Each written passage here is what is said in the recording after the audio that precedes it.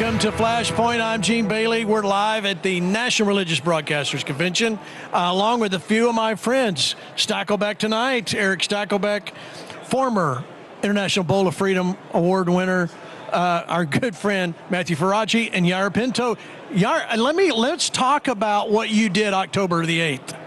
Wow, that's a morning that changed my life forever. Yeah, let's talk about what were you doing and what are you doing now? So first of all, it was Simchat Torah, Jewish high holiday. I'm waking up a Saturday morning, rockets flying over all of Israel, sirens, alarms, 6 a.m. in the morning. And then we opened the phones and we realized terrorists infiltrated the country. And people were kidnapped from their houses. Now, how far away were you from where that was happening? The rockets? The rockets were above me in the sky. Where they came in across... 1 hour and a half An hour driving. and a half, okay. An hour and a half driving. And just imagine. Of course, rockets were everywhere, yeah. Yeah, and at that very moment, I was called to the IDF, to my unit. Right. Because, in Israel, everybody is part of the IDF until the age of 40 and 45 if you're an officer. So I need to leave my wife and 3 kids. The youngest was 3 months old, and go to defend against a possible attack from Hezbollah in the northern part of Israel. And then, after that, also moved into the Gaza Strip to look for the hostages. It was a very, very intense year. But something that all of us are onto is the fact that the information was not coming out from Israel to the world. People did not know what's happening. So there, I started using my phone from inside Gaza, from inside the borders with Lebanon, to share the truth and encourage people how to pray for the situation. And that's how it all started. Well, thank you for what you're doing, and we want to do more with you, so thank you for being here today. All right, so Erick, I'll start with you. I never thought we would see anti-Semitism again in America. Now, I just never really did. I knew there were pockets, but I never really thought we would see such a widespread issue in America. Yeah, this has been historically, Gene, a safe haven for the Jewish people. You have the nation state of Israel, of course, but the United States for the Jewish people always has been a safe place. The Jewish people have prospered here in so many ways, and yet there was something latent beneath the surface that maybe we didn't know about that was unleashed on October 7th, 2023, and we saw it in full force. Gene, on October 8th, before the IDF really even had a chance to respond to the massacre, there were already anti-Israel protests in the streets in certain U.S. cities.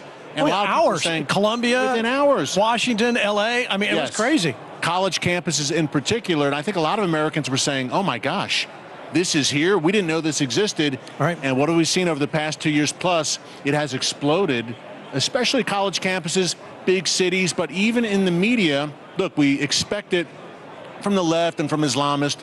We expect anti-Semitism. It's part of their ideology. But there are now even some on the right who are openly conspiratorial, anti-Semitic. So we've got a real problem on our hands. Yeah, without a doubt. Okay, where were you, Matthew Faraci, October 7th? I was actually in Erick's hometown, Philadelphia. Yeah. And it was Simchat Torah, wasn't it? Yeah. Yeah, it was. Yeah, it was the end of the high holidays, and I was at synagogue, and the rabbi got up, and he said, something very bad has happened in Israel. We don't know what it is, because we, Orthodox, we turn our phones off and stuff like that. And so we didn't know, and then an Israeli lady came up to the back of the shul, like outside. I went outside for a minute and started to cry and told us what happened. And I couldn't believe what I was hearing, but Gene, I hadn't seen the images.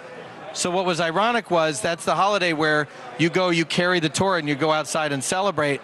And we did that night, and the people in Philadelphia were like stunned that we were out celebrating because they had seen the videos. And I realized in retrospect that was an important testimony to show that we were going to keep our joy and we weren't going to let these terrorists intimidate us from doing what God had told us to do. And so unwittingly we did that, but I'll never forget it. Yeah, so let's talk about President Trump. President Trump gets elected. We see now in America, Yair, we saw great parades, pro-Trump, very, very happy he's here. America, he comes in with a big win. Things seem right. Exactly. But it wasn't. It wasn't. It wasn't. In fact, let me show you this clip. This is Khomeini. Listen to what he has said about Trump. Watch. به نظرشون میرسه که مرتبا میگه رئیس جمهور آمریکا که ارتش ما قوی ترین ارتش دنیاست. قوی ترین ارتش دنیا ممکنه اونچنان گاهی سیلی بخوره که از جا نتوانه بلنش. So that a blow sorry cannot get back. These are fighting words, what we say. But I mean, this is prevalent. In fact, let me show you this before you comment. Let me show you Mohammad Reza, what he had to say about it. Watch. 12 تا ناو هواپیمابرش هم بیاره اینجا هیچ غلطی نمیتونه امریکا بکنه. امریکا حتما شکست خورده است. امریکا ناتوان از هر تعرضی باید بره داخل خودش رو جمع کنه. همون لشکرکشی‌ها که داخل ایالت خودش می‌کنه بره اونها رو جمع کنه. مسئولای ما چجوری میتونن آمریکا رو مایوس بکنن؟ امریکا دیگه مایوس هست. امروز سرافکنده دنیاست. رئیس جمهورش پرونده فساد اپستینشه. روابطش با صمیمی‌ترین دوستاش که اروپا و کانادا اینا باشن در آستانه جنگ امریکا دیگه تمام. Now that was this week. Yeah. Yesterday. So is that bravado, Erick, or does he know something we don't know, or is he just stupid? Yeah, I think it's the first and the last. I think there's bravado, arrogance there for sure, and that's the MO of the Iranian regime, Gene, but also stupidity in that he doesn't seem to be getting the memo that there is a massive U.S. force that's assembling at Iran's doorstep right now. And President Trump is pretty much at the end of his rope, and I believe he's going to act probably sooner, if not later. But I think the key point here is you have to understand the Iranian regime's ideology. The first rule of war, Sun Tzu, know your enemy. Gene, they truly are a theological, fanatical, apocalyptic, Islamic, jihadist dictatorship. They truly believe that if there is a great battle with the United States, that they can usher in the end times, the Islamic version of the end times, and the Mahdi, this Islamic Messiah figure. It sounds crazy. They really believe it, and they shape policy around it. That's what we're dealing with. I find it highly unlikely that they will just go quietly. They probably will want to go out in a blaze of glory. And that's why the U.S. and Israel are coordinating very closely right now. Missile defenses in particular. Iran has Israel put a big dent in it back in June, but Iran still has a pretty strong arsenal of ballistic missiles that they can use. True. U.S. bases, Israel, etc. So they're not going to go out quietly, but they're going to go out, I believe, eventually under President Trump. Well, President Trump promised the Iranian people. He said, go to the streets, protest. We will respond. And he's a man of his word. So we know that's coming.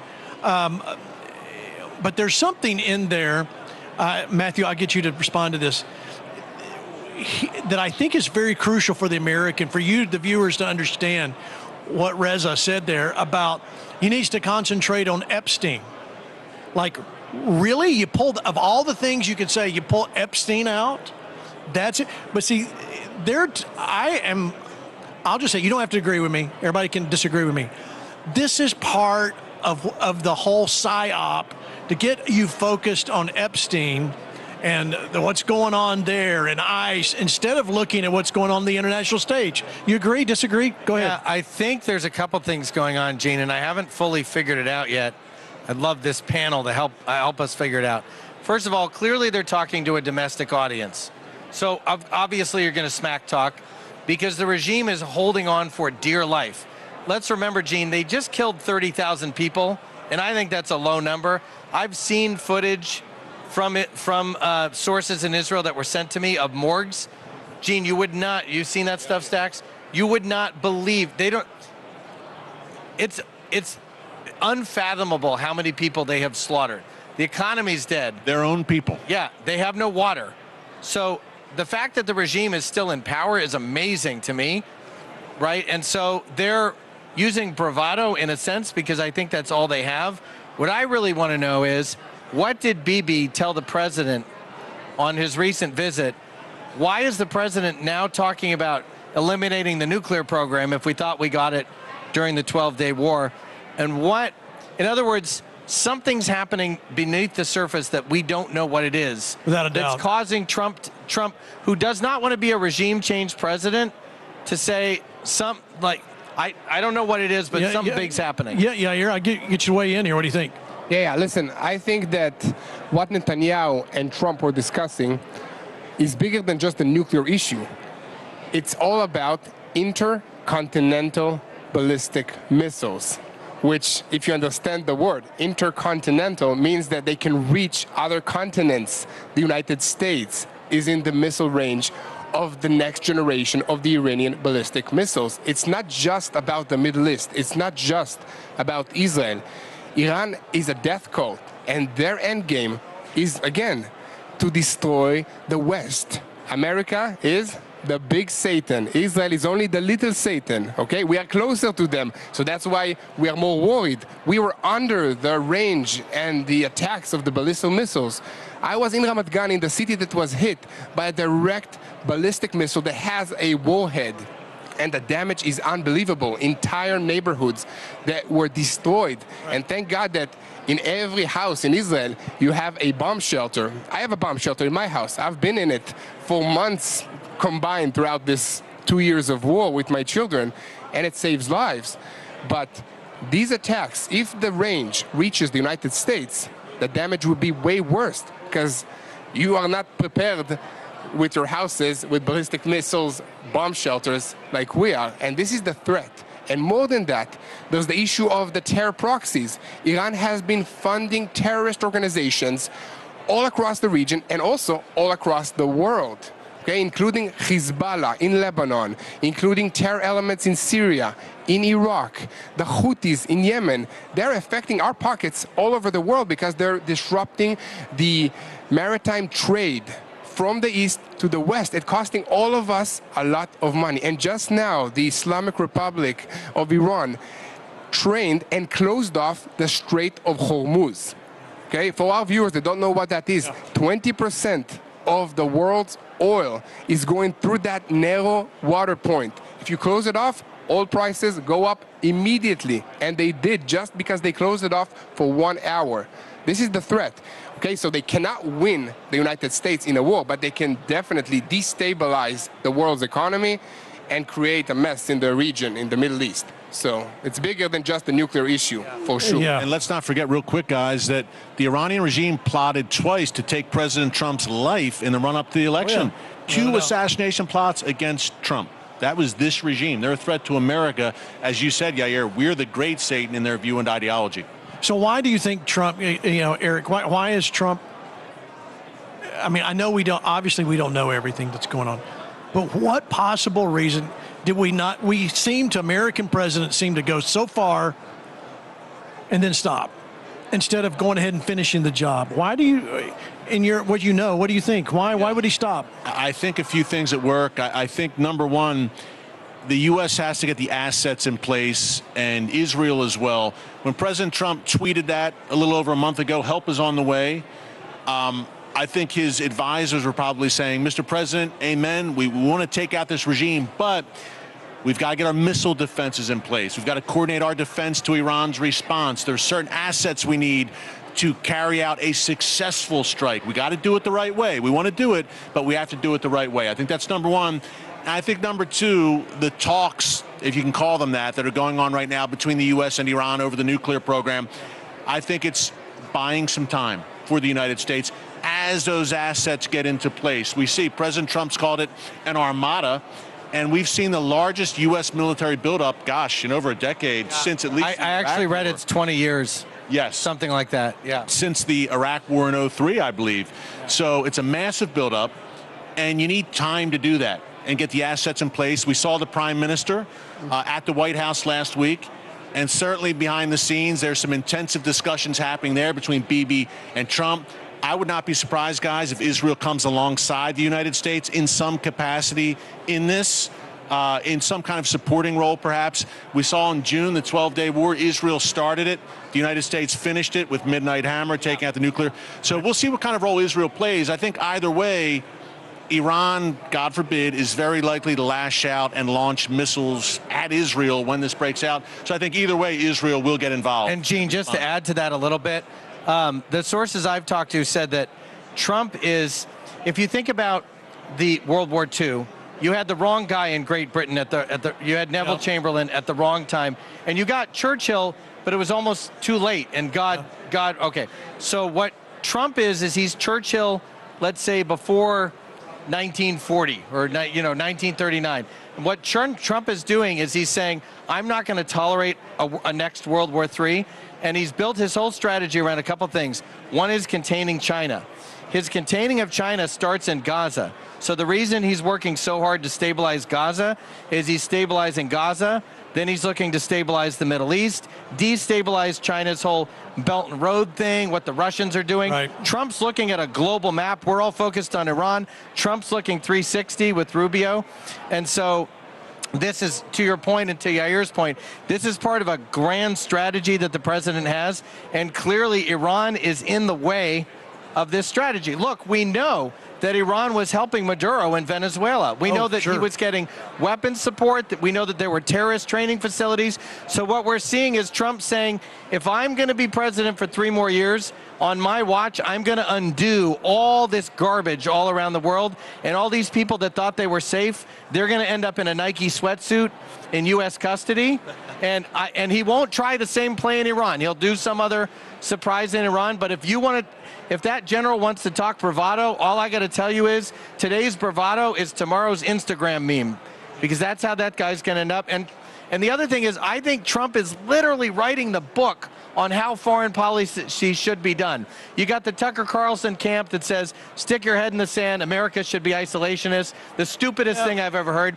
And the neocon camp that says, let's get involved wherever. Trump's saying, no, we're going to play it smart, we're going to be strong, and if you don't listen to what I say, I'm going to smack you so hard, you're going to be begging your mama for mercy, and that's what he's doing. Peace through strength. Yeah, it always works. Yeah. All right, so let's change gears just a little bit, because you opened the door there. Let's talk about Tucker is kind of like the poster child of someone who was pro-Israel, or at least we thought he was, for many, many years, and then suddenly he's over in this other camp, that you can't, but it's not just Tucker. There's a lot of Americans that are following in his footsteps, and this is the real shock. And there are ones that are, here we are at the National Religious Broadcasters Convention. We got a lot of people in the church that are going, oh yeah, we don't agree with Israel. I'm like, what are you, crazy? I think number one, it's a sign of the times, Gene, in that we're locked in a spiritual battle, no doubt. Number two, I think it's, in the case of Tucker, I say it's theological and historical and geopolitical ignorance across the board, and which is shocking. He seemed like a very smart guy on his Fox News show. I loved his opening monologues. I'm not sure what happened, but he's way off the rails, and he's factually, theologically, and historically incorrect every time he opens his mouth about Israel and the Jewish people writ large. But I think for an average American, and really Christians in particular, Gene, but any American, some reasons to stand with Israel. Number one, Israel is the first line of defense for Western civilization. They're in the belly of the beast, fighting the good fight for all of us, holding back the wolves of jihad from coming here. Number two, Israel is a democracy. Imagine that, in a sea of tyranny in the Middle East. Number three, Israel is an economic powerhouse, scientific, medical, high-tech breakthroughs. It's a mini Silicon Valley in the heart of the desert, blessing the world with high-tech and inventions and innovations. And if there's a cure for Alzheimer's or cancer found, it'll be found in Israel, I firmly believe. Yeah. Last point, most importantly, why should we stand with Israel? Because God said so. And it's really not a gray area. It's very black and white. It's his land. It's his people. Deal with it. Now, there's a book, and I've talked about this before. If you don't have this book, you need to go on Amazon and get it. It's by Bill Koenig, and it's called Eye to Eye. E-Y-E, Eye to Eye. And it's a historical account of what happened every time America disconnected from Israel. What happened? And it will open your eyes. And I think every believer should get that and be able to read and understand what's really happened. Bill Koenig, Eye to Eye. I don't get anything for that. Go get the book. Yair, your thoughts? Yeah, listen, it's not just if America goes away from Israel. they will suffer. It's a biblical principle. You bless Israel, you'll be blessed. You curse Israel, you'll be cursed. But I have to answer this question because people in the United States keep asking me all the time, why should the United States invest so much money in Israel with support for the military operations that we have? And I have to say that, first of all, this money is not a gift to Israel. Israel needs to reinvest it in buying American technologies. Then Israel upgrades these technologies and we test field them, saving the United States at least tens of years on research and developments in actual battle conditions, sadly, that we live in all the time. So the US basically has a stable, democratic aircraft carrier in the Middle East, and that's Israel. So it's the best investment that the United States is getting in the world. And by the way, the United States is sending a lot more money to the Ukrainian-Russian war. So everybody's fixed with Israel, and this is a spiritual war. This is a spiritual war. And Israel is serving the same purpose that we served back in the biblical times. Okay? God is using Israel to show to the whole world that He is faithful to His promises to the people of Israel, to the Jewish people, despite the fact that we are stubborn, that we constantly move away from God. But it's not about us. It's about Him. He's using Israel now to prove that He's faithful to His promises to the Jewish people in modern days, and He will be faithful to the people of Israel anytime and to everybody around the world. And the enemies cannot stand that. That's why all the attacks are against Israel. We do not have oil, no natural resources. It's a spiritual war. And Gene, also, look, I think, to add to what you said, it's a distraction from the real enemy, which is Islam.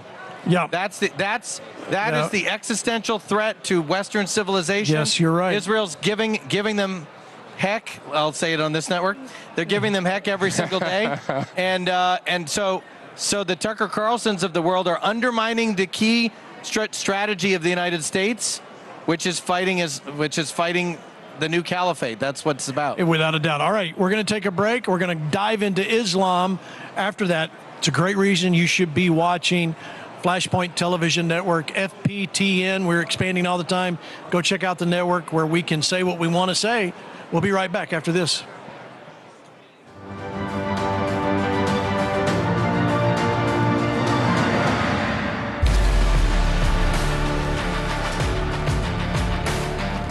Join us at FlashPoint Live San Diego on April 9th and 10th at Awaken Church San Marcos campus. Join Gene and Terry Bailey and their guests, Pastor Jurgen Matthesius, Pastor Hank Kuhneman, Lance Wallnow, Pastor Rob McCoy, Rick Green, and Martin and Millicent Cedric.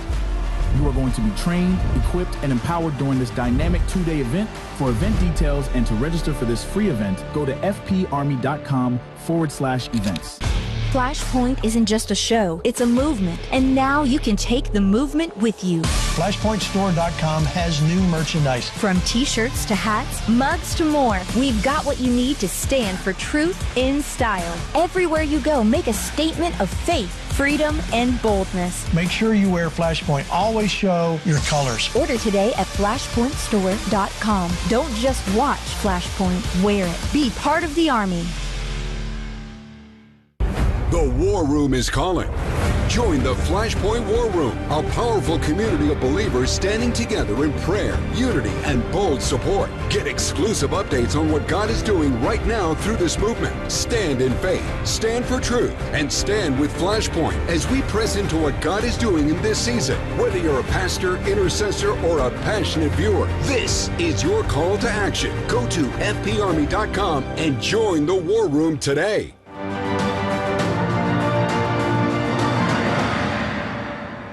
And welcome back for the second half of FlashPoint. Listen, I want to go right to this video.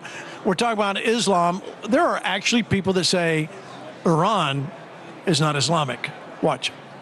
Islam isn't the religion of Iran or isn't the religion of ancient Persia. Islam was forced on us after torturing, killing, beheading, raping, and slaving Iranians into becoming Muslim. What do you think?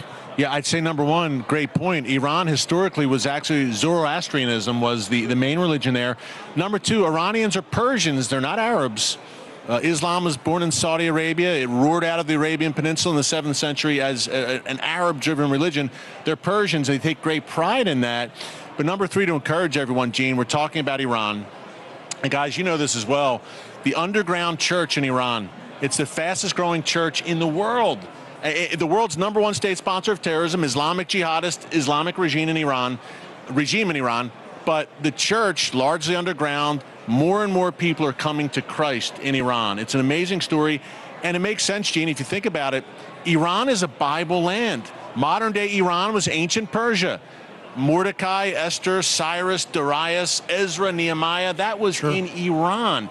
God is not done with that nation, and I really believe if this regime topples, God willing, and ends up in the ash heap of history, it'll change the Middle East. You could see a revival sweep through Iran. And by the way, we have the Abraham Accords. We could see a Cyrus Accord between Israel and Iran if things pan out the way we pray I think that Saudi Arabia is afraid that the relationship between Iran, the United States, and Israel will replace them being the dominant power in the Middle East in terms of the Abraham Accord, in terms of the economic potential. They better sign up quick. You know, so we're here. Limited time offer, baby. Come on, get signed up. All right, let me show you this clip that Bibi Netanyahu saying what's a real danger to the Western world. Watch. Israel is not just fighting our battle, it's fighting the battle against radical Islam that threatens the future of the world. And I think many people thought communism would threaten the world or China would threaten the world.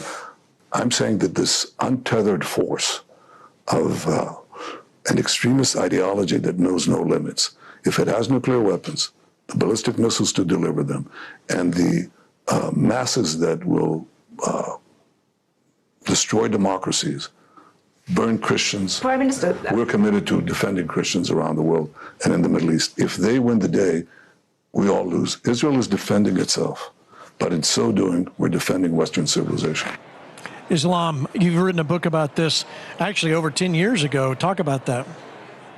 Islam poses a civilizational challenge like we haven't seen to the West. And by the way, Gene, it's a long struggle. Look, I mean, I mentioned earlier, Islam roared out of the Arabian Peninsula in the 7th century. I mean, conquered Spain, conquered Greece, Hungary, the Balkans, drove into central France before they were turned back, drove to the gates of Vienna twice. So this is a long struggle. This is the latest chapter of it. And I really think what we see now is this unholy alliance between Islam and the left. And Gene, you and I were talking about it off camera. The left believes, and look, leftist leaders in Europe in particular, the Biden administration here, they're letting in droves of Muslim migrants. They're completely opening their borders to Islam with the thought that, okay, we can use Islam as a battering ram against Judeo-Christian civilization.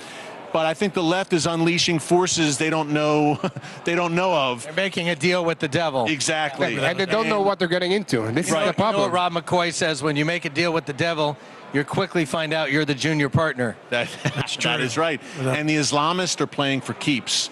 They're masters at this. And case in point, last thing I'll say about it, guys, 1979, the Iranian Revolution, the Marxists, the communists, the socialists, they all supported the Ayatollah.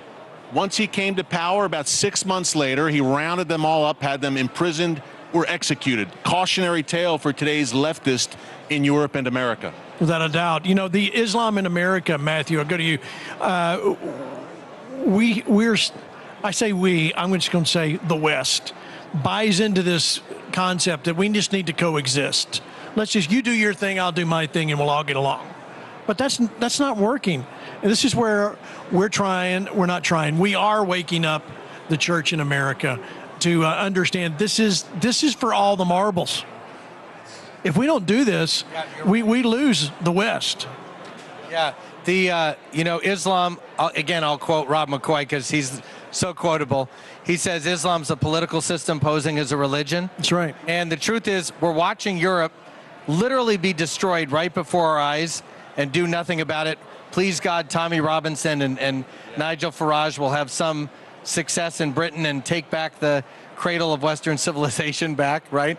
But it's an existential threat, Gene, and we're buying the lie that this is a religious freedom issue. This is a conquering issue, okay? And I think one thing your viewers need to understand, I know Yair gets this, is the concept of jihad. So we think jihad just means you blow yourself up and you kill a bunch of Israeli soldiers. Jihad means anything little that you can do to stick it to the Christians. If you rip a seat on a bus, that's jihad. If you throw some rocks down somebody's plumbing, that's jihad. In other words, everything in Islam, think about it this way, Gene. Everything we think of as a virtue or actually as a vice, they teach that as a virtue. So if you rape somebody, if you steal from somebody, if you lie to somebody, as long as it's in the name of advancing the agenda of Islam, then you're doing a mitzvah, you're doing a good thing. How do you deal with an ideology like that? It should not be part of the American rainbow of religion. If you look at the 1828 Webster's Dictionary, I challenge your viewers to look at the 1828 Webster's Dictionary, which was considered like the definitive dictionary of the founding era, and look at the definition of religion. They talk about religion as basically a Judeo-Christian idea. It's obedience to God. It's being pious. It's you know, all those kind of things that we would think of it. Sure. Islam was never in that thinking. That's why the U.S. Marine song from the halls of Montezuma, one of the first expeditionary forces from the United States, was going to what? Battle that kind of garbage. Shores of Tripoli, the Barbary pirates. Right, and now we're saying, no, just come into Congress, come into our businesses, and you're right, Gene, we have to say no. Well, we needed to say no like 30 years ago. We have to say no right now, or we are Londanistan. We're done. Sure. Yeah, exactly. And freedom, this is something we learned in Israel the hard way, and we learn it again. Every 2 years we have a conflict, a war, terrorism, something. Freedom is something that you need to defend, and is something that you need to fight for. If we will not have a strong IDF, a presence, somebody to defend ourselves, we will not exist. And this is the same thing that's happening in Europe, the same thing that's happening in the United States of America. You talked about jihad, and they have another word that I forgot in Arabic for the long-term plan, that they embed themselves into the population of a Western civilization until they are the majority, sleeper cells. With, multiply, control the narrative, control the political institutions, and then take over that country. And this is what's happening in Europe strongly. You walk in some neighborhoods in Germany, in the Christmas markets, you need to have police with anti-ramming concrete barriers to protect the Christians from celebrating Christmas in Germany. Nobody's talking about this, but they've already taken over so many neighborhoods. And this is what can happen in the United States if people do not wake up. I live in Israel, but this is very important. Well, we need the U.S. to be strong against this. Well, and the pathway that this has come really in fairly recent months is Sharia law. The fact that we're having to discuss Sharia law, why it's a bad thing, is mind-blowing. People don't understand. In Texas, we're talking about Texas. So March 3rd, anybody living in Texas, you've got to go vote for Proposition 10, ban Sharia law. It's not been banned, but you can go to the polls. It's already opening. The early voting's open. Go vote and get it in there now. BanSharia.com is a great resource for you. BanSharia.com that you can understand but something else we have put together is this one-page document, because there's so much misinterpretation of Sharia law. We wanted to give you some highlights. This is something you can download. It's free. Just go on the website, fbarmy.com, and you can download these it's about 40 different details about Sharia law. For instance, pedophilia is acceptable, dehumanizing people, statutory rape. This is the light stuff. But it goes deeper. Bestiality is okay. Men and animals are okay, but you have to kill the animal after you have sex with it. Animal sacrifice. It's already happening in Hamtramck, Michigan. Killing and eating of park animals like geese, ducks. Now you go, oh, well, I eat duck, but you don't get it from your park. Wow, that's a new one. I didn't know that one. Yeah, That's a new one. it's straight. Women are denied medical care. If you're a woman and you are for Sharia law, you're an idiot. You've got to understand what you're really. Let me tell you what women. For instance, if you're married and your wife wants to leave the house, she cannot leave the house, your daughter, your wife, without a brother or her father or you with her. It's true. So if you want that, can't have denied access to swim in the ocean. You have to keep on your hijab and watch your husband and your children swim. You're denied legal representation in court if you don't have 4 male members who agree with you, you can't get a court date. You can't get in there. Women are described as cows, donkeys, and horses. They look the way they do so they don't scare the men, which some didn't get the memo. And yet these are the darlings of the left. Yeah, these are darlings of the left. And yes, Nazi can listen. And I'm going to stop. There's more and more. You know, you can keep going about this. Yeah. If you go back there, I should have brought this up with Seth Gruber on the other show. The fact is, you can go back. There's footage of Islam talking with Hitler. Yes. This is the entree into the West. That this is what we have missed this. It has been under our noses this whole time, and we keep trying to coexist and just get along and put a bumper sticker up and keep having our church socials, and we've missed it. And now it's in front of us. They've been playing, you talked about, they're playing the long game. They're content to play the long game. Yes. We have to understand this is not going to go away tomorrow. We have to stand up today. Because if we don't stand up today, there will be no tomorrow. And this is why. So go to fbarmy.com, download this. It's free. It's just a free download we want to give you so you can understand when people say, oh, it's not that big of a deal. Sharia law, if we let Sharia law anywhere in America, we've lost. Here's why. Sharia law says it's above the Constitution. There is nothing above the Constitution in America. If you want Sharia law, go somewhere else. Go live somewhere else. The Constitution is what we abide by here in America.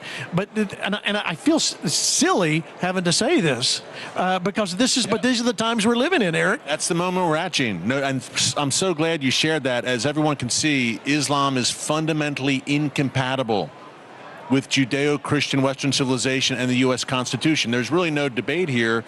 And I really think, look, Europe is far down the road, as we've been talking about. They've got enclaves, no-go zones where non-Muslims do not tread. I've been to many of them, London, Belgium, Germany, and beyond. But I really believe the United States right now, we've got a chance. You mentioned March 3rd in Texas, Gene. Yep. And by the way, 48 mosques in 24 months. That's right, in Texas. Think about that, folks, have been built in Texas, in DFW in particular, Dallas-Fort Worth. But I really believe that under President Trump in particular, we talked about Israel being the first line of defense for Western civilization. The United States is the last line of defense for Western civilization. It's good. And if the lights go out here, the lights go out on the West. And we've got a big midterm election 2026, a presidential election 2028. And if that goes a certain way, then we get kind of absorbed into the European madness. The West a shadow will be descending upon the Western world. That's not alarmism, it's reality. If we do not keep down this path with the midterm elections, you can expect Trump to not get anything done for the rest of his term. In fact, he'll be impeached almost immediately. Articles of impeachment will be brought forth. We're going to go down that path again if we do not get out there. This still can be taken. We can still save America, but we have to go vote. And I'm talking to you, Christians. I'm talking to you, Americans. Go vote the right way. And this can be taken care of immediately. But if we don't, if we keep trying to coexist, we're going to end up with Islam is no longer at the gates. Islam is inside the camp. Can I double down on that, Gene? Come on, double down. Voting's the least you can do, lazy person. Okay? Yep. Because I did a survey a couple of years ago with Dr. Jeff Myers. You know him, Gene, from Summit. And it looked at the right and the left. And one of the things that the left does is the left actually believes in their faith more than the right. Here's how I know it. In the survey, we saw that the left looks at what they can do every single day in their community to advance their agenda, whether it's LGBT or pro-abortion or whatever heinous thing they stand for. We saw in this survey that there's a larger percentage of activists on the left and on the right. That's how they keep winning all these special elections, like in Virginia and New Jersey. Right. Every single day they're asking, what can I do to advance the ball? On the faith-based side, it's, I voted, I'm such a great person.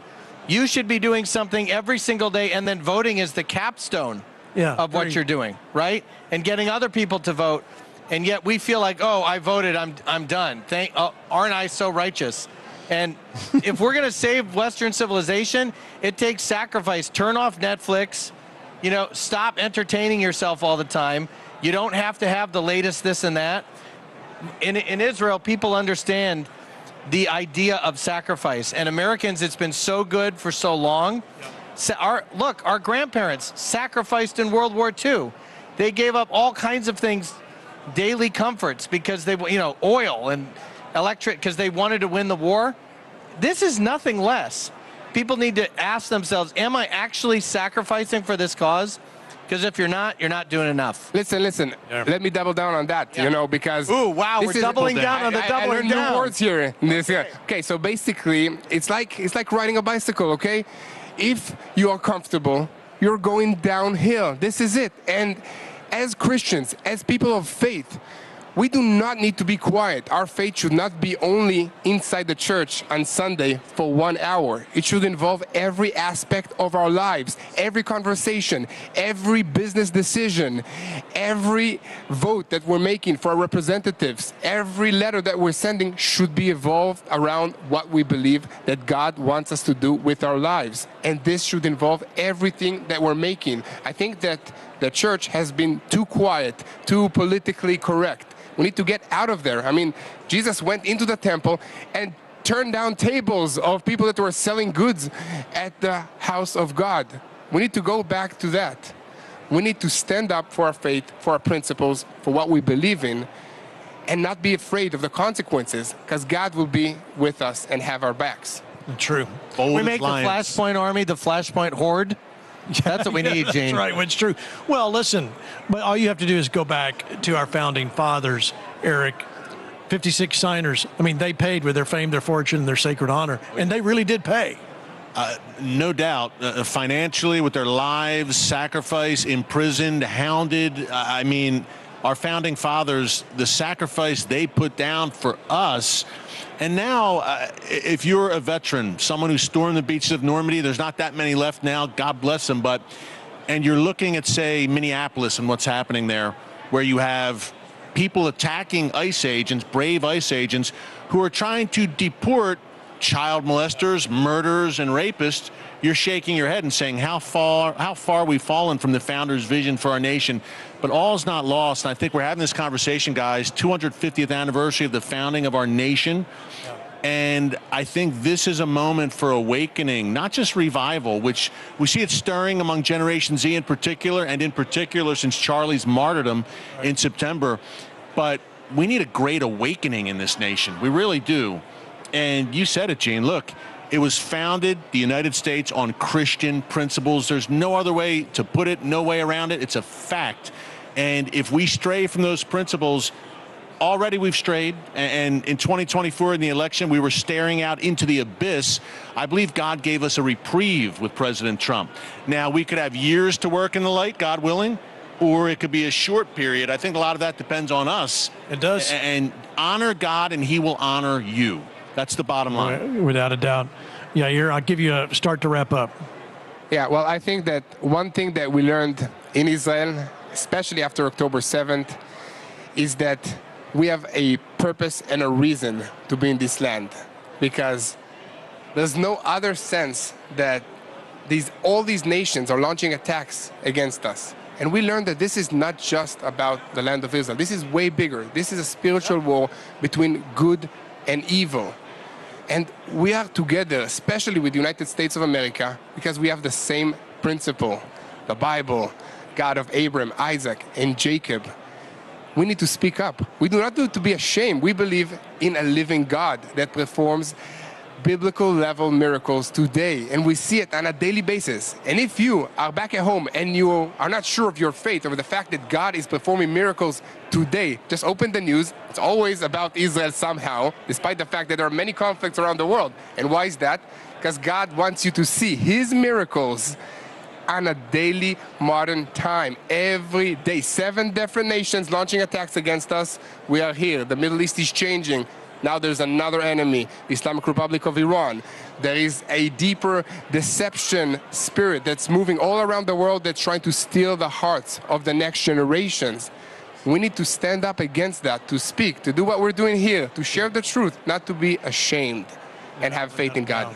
Amen. How can people find you and what you're doing? Well, you can find me on Boots on the Ground, TBN Israel on YouTube. We have a YouTube channel. We do daily news updates from Israel, and on TBN on every Thursday at 9:30 p.m. Excellent. Excellent. All right, Matthew, I mean, other than being the Bowl of Freedom Award winner, what else have you been doing? I'm sorry, Gene. Are we going to be doing something about that today, or? Well, we're going to make a presentation off camera. Oh, okay. That's good. Well, Gene, first of all, I wanted to say that I was telling Eric this before the show. It's so clear to me that God wants a great Christian country and a great Jewish country to exist in the world. Yeah. He wants to see us teaming up to save the world. I'm not worried about Israel because God's already made promises to Israel, right? And I do believe that if I can use the word covenant, he also made a covenant with the founding fathers of America. Maybe not the same exact thing as we see in the Bible, but something along those lines. And as America drifts, if America drifts from Israel, I'm afraid for the United States. I love this country. I've grew up here, et cetera, et cetera. I want to see America remain great, and the only way it's going to remain great, we know that path, Gene. So I think that's an important point. Another thing I want to let you know, I'm working on a project, as you know, to help solve religious freedom crisis around the world, which is always political. If you look at the genocides or attempted genocides that happen against Christians, Nigeria, Syria, all over the world, they erupt. In the first 30 days, most people get killed.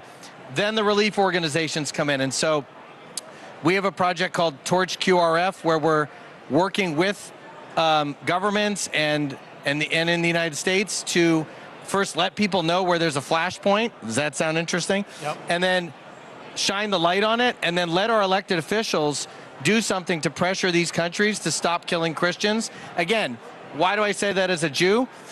In Israel, we see that the only people that have our backs are Christians. True. We better have your back too. And that's the commitment that we're making. So true. So true. And that's why we're going to Israel here coming up in just a few weeks. I know you guys, we had such a huge response. We have about 300 people going with us on a tour. Yes, we'll be doing it again. Just be watching. We'll be bringing more to you on that tour as well. In fact, we'll be broadcasting back to the U.S. from Israel, so you want to make sure you're watching with that. By the way, if you missed the show that we did with an Iranian who lives in Iran, he escaped out the country to a bordering nation, and we did it just last Wednesday. You need to go back and watch it. Mehrdad and Robbie Dawkins. We asked him the question, are mosques really being burned? Are they really killing protesters in the street? Give us some data. Give us some hard data. You'll be shocked. You'll be surprised at what God is doing in Iran in the midst of everything, but also the truth of what's really going on. So make sure you go back and catch that. It's a whole program, last Wednesday's show. Okay. Thank you so much, Erick, for being on Stakelbeck tonight. Tell us what's coming up for you. Wow. Covering the Iran-Israel-U.S. conflict, first and foremost, I think, Gene, that is in real time unfolding before our eyes. So hopefully we can fly back to Israel. I'm not sure. Yes, and I hope we can return to Flashpoint in triumph and say the regime is gone, the Iranian regime. It's a new day in Iran. So following that very closely, following what's happening in Europe very closely. Secretary Rubio just gave a great speech in Munich imploring the Europeans to wake up, come alongside us and save our civilization, as we've discussed tonight. So those are two big stories. The midterms, of course, everything happening here in America. It's a struggle, a spiritual battle, and we're fighting it every night. So true. All right, so I'm going to go down I'll start with you, Yair. We're going to go way out there. Let's look at what you know now, 2028. Who is the nominee for president in the United States? Oh, wow. I would say J.D. Vance. Think so? I will hope that Marco Rubio will be there also. That's my. But if you had to pick one, give me two. Marco Rubio. Marco, you're a Marco Rubio fan. for sure. What do you think? Rubio, no question. I'll tell you why. Being the vice president, especially Trump's vice president, is kind of a difficult job. It's a how do you define that? It's a difficult thing to define. What I think God's done with and I'm fine with that, but what God's done, I think, with Rubio is He's put him in a position of leadership. And what Rubio is showing is, you throw more responsibility on me, and I will handle it. And I think we're craving leadership. And I think at the end of the day, it may, based on what you said, based on what we see right now, I think based on what we see right now, Gene, at the end of the day, Rubio is showing really, really strong, decisive leadership. And that's what we need. And I think that's why so many people are starting to lean towards Rubio, because come on, he's strong, he's clear, he's decisive. All the things we like about Trump, Rubio seems to be, at this point, inheriting that legacy. No, interesting. What do you think? Yeah, I agree with what these guys said. I think Rubio is the man for the moment. And his growth over the past 10 years in particular, guys, he ran in 2016 for the Republican nomination. He didn't get it, obviously. But his growth, I mean, he is a force of nature. And by the way, at Charlie's memorial service, I mean, he preached the gospel more forcefully than most pastors. Yeah. So to me, Marco Rubio is the total package, and he'd be an incredible, incredible president. Well, let me tell you what I think. I want to know. I'm curious also. Yeah. Here's what I think. I agree with everything you're saying about Mark. I've been so impressed. I've been more impressed with him in his role than J.D. Vance. And maybe that's not fair because of the role of what you said, Matthew. Tough to be the V. Ceremonial. Yeah, how do you be, you can't outshine the guy as if that could happen. So I think what we're going to see, J.D. Vance, if he has a chance at this, he's going to have to start to break out after midterms. He's going to have to get a mind of his own, and he has to decide, does he go with the MAGA base? Does he try to be MAGA 2.0, or does he go with something completely different? The MAGA, how far we've come where MAGA is not necessarily a good word, even in conservative circles. It's not. Is it MAGA or Tucker? That's the way I'm looking at it. Yeah. Right? So I think it's good. I mean, I agree. Somewhere Rick Green says, what about a Rubio and DeSantis ticket? Hegseth. Strong one. Hegseth. He's incredible. Yeah. Pete's great. DeSantis is great. Rubio, I think, also has broad appeal. He does have broad appeal. Very much so. I mean, Cuban, Spanish-speaking, I think he's got broad appeal. I think he can speak to everyone. I agree. Well, we're going to find out, aren't we? So we're going to stay tuned. Thank you for watching. Listen, I want to give you the opportunity to make sure the FlashPoint Television Network is expanding. We recently hit Xfinity Cable all over the Southeast and the complete state of Florida. If you want to find programming and coverage map where the network is, go to fptn.com, fptn.com. You can find out all about the FlashPoint Television Network. If you like FlashPoint programming, you're going to get more programming like that, as well as family-generated program. We are not a Christian television network. That is not our goal. We are a family and news commentary network, and that's what we're expanding into. So if that interests you, go to FPTN. You can download if you have internet, obviously you can get a Roku. You can get the Roku channel. Of course, if you are a broadcast, we're on broadcast streaming. iPhone app. You can watch, but we are rapidly expanding in both broadcast channels and streaming channels. So be looking for FPTN.com. We've invested heavily in tech so that we can bring you the latest and bring it to you live. This is part of what we're doing in Israel, is being able to shoot live in Israel back to the United States and broadcast it all at the same time. So thank you, FlashPoint investors, for all that you've done, because we want to be able, we will be your premier network that can respond immediately to crisis. One thing about FlashPoint, we're unashamed. We're not going to be censored. We're not going to be canceled, unless sometimes on YouTube. And you can make sure you can follow us. Interestingly enough, we were recently, I have made it a long time since COVID, and then YouTube took our show down when we were talking about the Palestinian solution, where they had been offered a two-state solution 5 times. And they took you down. And really? YouTube took it down. And by the way, they said no 5 times. And they said no 5 times. Yeah. So they said I violated community standards. That's the truth, though. See what I'm saying? You tell the truth, and they say, oh, you're violating. No, we're telling the truth, and that's what we're here for. And finally, I want to say thank you, investors. Listen, if you want to be a part of what FlashPoint is doing, it's very simple. Text to give, text 28950, use code FLASH and the dollar amount. You can be a part of what we're doing. You can write to us at FlashPoint, make your check just to FlashPoint, P.O. Box 1, Newark, Texas 76071. And of course, you can go on the web at fparmy.com/give for all the ways to give. All right. Thank you, gentlemen. Thank you, Eric, Matthew.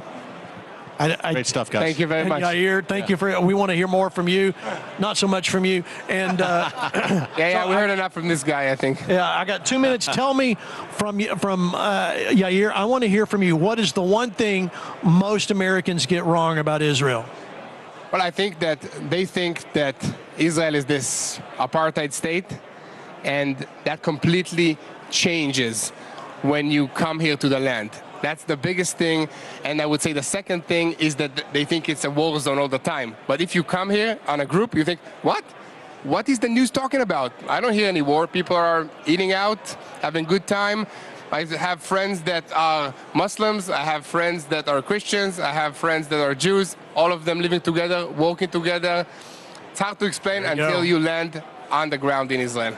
Very good. I agree with that. What about you, Matthew? What are they getting wrong? I think 2 things come to mind. First of all, it's like you said, there's very little crime.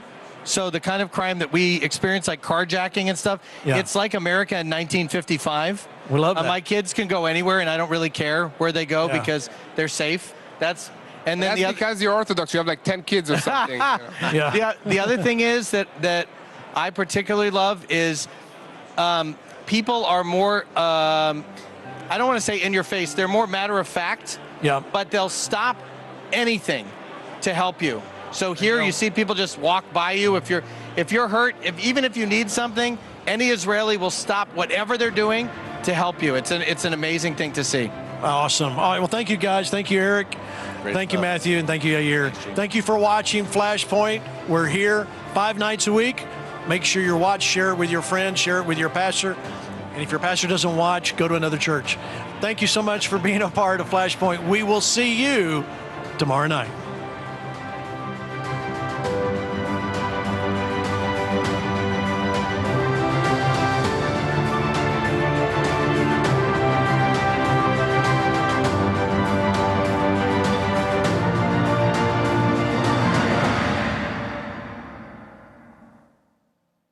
FlashPoint Army, I'm excited to announce that we're having our Made in America sale. We just put huge discounts on all of our products that are made right here in the USA. My Pillow bed pillows, body pillows, go anywhere pillows, and bolster pillows. They're all made with my patented adjustable fill so you get the best sleep of your life. And how about our mattresses, mattress toppers, mattress pads, adjustable bed frames, mattress foundations, and so much more. All made right here in the USA.